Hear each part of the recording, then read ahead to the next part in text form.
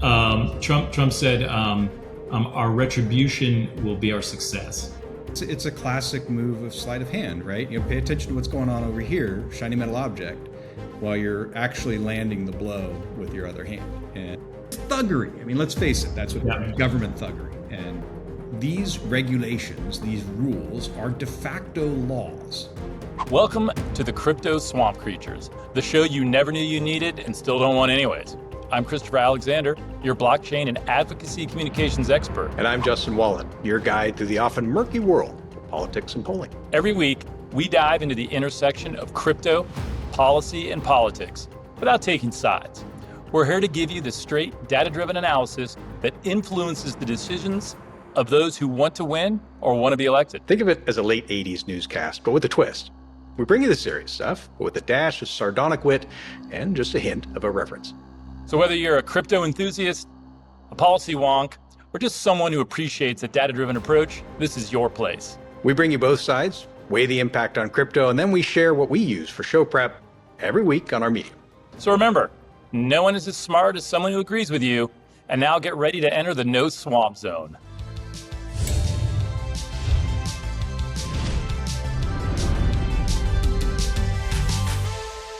Welcome to the Crypto Swamp Creatures, a show where we used to open with smarmy statements, but now we're just going to tell you how much money you're going to make in crypto. So Justin, a lot of big happenings going on. You know, was just talking with the DYOR folks at the beginning of the week, and you and I've talked about this. You know, the one thing Trump doesn't seem to wax on poetically about, if you will, or be inaccurate about, is his campaign platform. Kind of treats that as ironically sacrosanct, particularly for a politician. And you know, we talked about is he really serious about crypto? And I don't think a day goes by without a crypto related announcement. It's pretty staggering. What are your thoughts? Yeah, I agree. What actually I thought during the campaign seemed to be tangential to the campaign and an aside, which, you know, when he began doing his own crypto enterprise, that became more evident that he was fully invested. But it was hard to, as you know, an outsider looking in, to think that this was core. I think it was wrong. I think it was much more core to his platform than it may have appeared to me. And that, as simple as that. He is building out his cabinet and his leadership with a distinct crypto awareness, a distinct crypto set of goals, which we'll talk about a little bit later. And I think this is not just good for the industry. I think it is. I think it's remarkably good for the industry. It's been a couple of weeks of a whole lot of terrific tells for crypto and for blockchain. Absolutely, and I think one of the big surprises, or maybe the culmination of all of this, was Eric Trump, who heads up the family's business interests, spoke at this MENA Bitcoin blockchain event. I forget whether it's Bitcoin or blockchain, but he said, you know, Bitcoin to 1 million. And of course, that's what Michael Saylor has said, Kathy Wood of R21.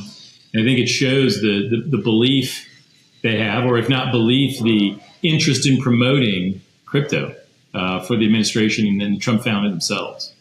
Yeah, that's exactly right. I mean, yes, it's, you know, the term itself is a meme, but it is it's a boost, right? And if you're part of the administration, which, you know, he's part of the Trump business interests, is he actually going to play a role in the administration this time around? I think they're going to be careful and divest themselves. I think they've got too much going on, and you know, the people that I know that know the family have said that they're really kind of walling the two things off. Frankly, because apparently, you know, President Trump is just, you know, he's interested in being on Mount Rushmore more than anything else. It seems that way. So yeah, I'm glad to hear that's continuing along.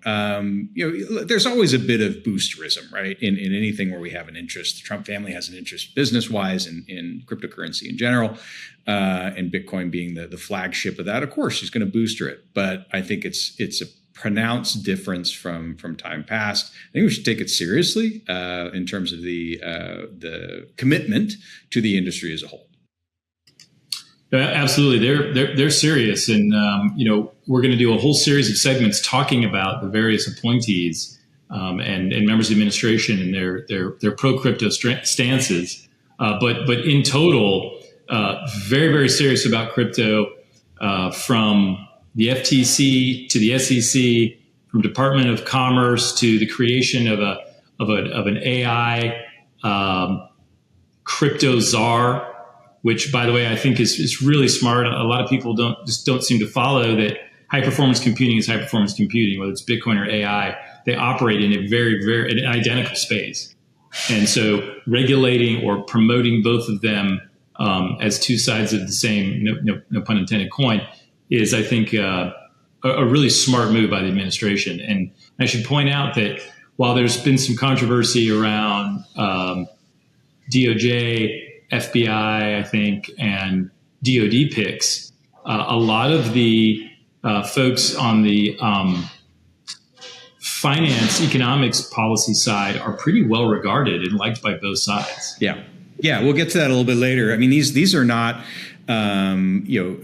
yahoos in the parlance of the establishment of finance. These are people who are deeply rooted in finance. They are widely respected by people on both sides of the aisle. So they're not just cheerleaders, they're thoughtful human beings, which I think really helps to get them rapid traction within the swamp. I mean, the reality is, these things do matter. And yes, I get it. There's the Musk effort to make the swamp less complex, make it less big, make it less expensive. To whatever degree he's successful in that takes time. So it's very good that he has certain components within this effort that are clearly respected by both sides. That's going to mean a lot towards moving the ball forward. And by the way, I will mention, and I know we're talking about these persons in a little bit, it's critical that they are kind of all singing from the same hymn book, which I think they are, because the things that they're capable of accomplishing are within the wheelhouse of their appointments, right? I mean, when we're talking about critical things, just regulation, for example, that's what they do. You do not have to rely on Congress, the legislative body, to pass rules to make the world a hell of a lot better for crypto. Yeah, shockingly, you could have, for example, an organization, let's say that it worked on securities, and it could make rules for industry. Yeah. And then the industry could thrive and you could protect Americans. It's a novel idea, has not been tried yet. Gary Gensler and the SEC unable to work through that entirely, but I'm optimistic. Yeah, and this is the funny thing, because it's been working against the industry. I mean, stating the obvious here, but just for table stakes, so that we start the conversation, is these regulations, these rules are de facto laws, right?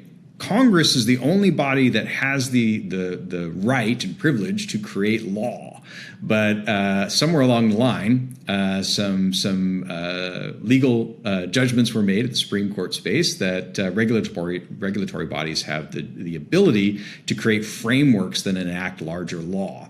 And the vagueness of that means that you have these very strange kind of tentacles that start to grow of their own.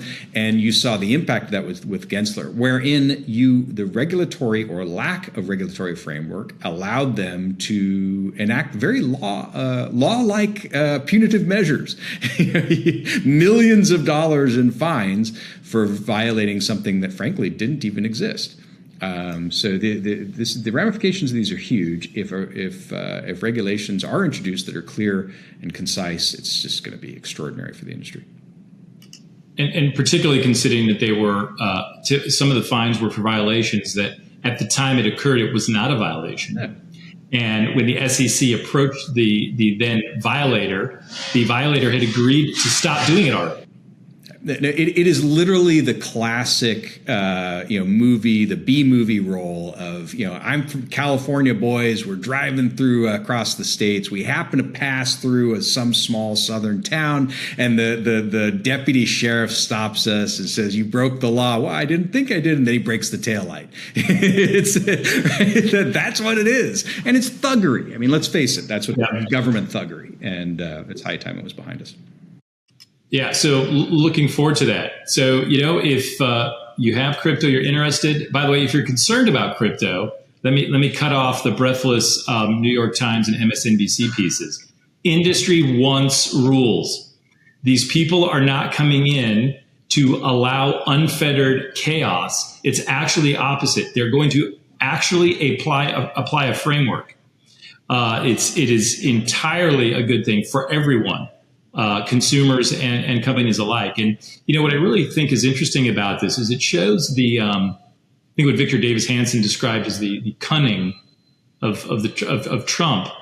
He's got some very colorful characters at DOD, at a few of these other places, Justice and elsewhere that are attracting a lot of attention. And then he has, as we said, put very, very serious people in on the economic and finance side. And I think that shows you what his priority is from let's say a policy perspective. They're going to make money. They're going to make money for the country. And then they're going to worry about these other things in time.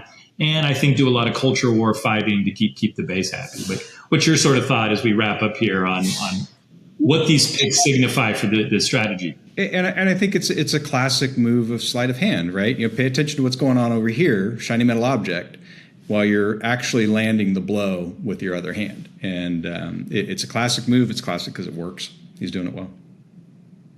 Yeah, and I was sort of stunned. President Trump made a Reagan-esque like comment. I sent it to you.